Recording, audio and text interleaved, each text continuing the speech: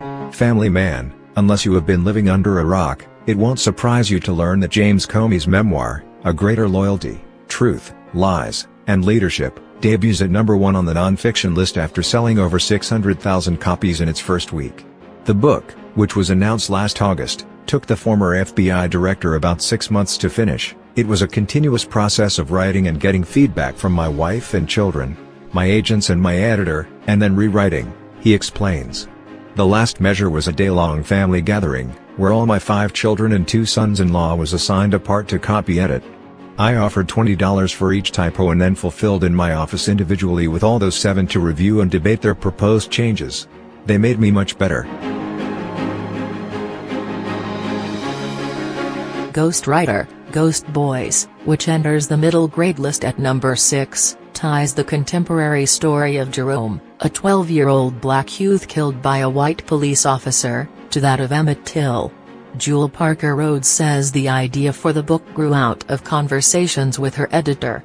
The deaths of Trayvon Martin, Tamir Rice and so many other innocents had wounded me intellectually and emotionally, she says.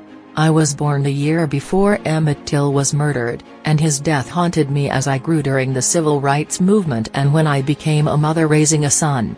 At first, she told the American Booksellers Association, she wasn't sure she could write the book.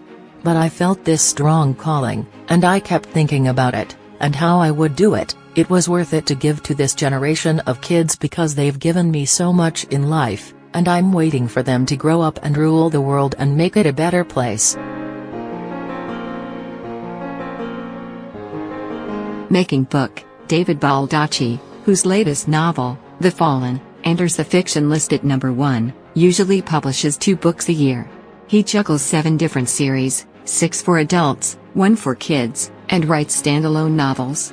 I was one of those kids who constantly told tall tales, Baldacci said in an interview earlier this year. My mom bought me a journal and said, "Why don't you try writing this stuff down?" I did and thought, my God, I can write something that other people can read and enjoy just like I do when I open a book. When he thanked his mother years later for the gift, she replied, "I'm so glad it worked so well for you, honey, but frankly, I just wanted to shut you the hell up."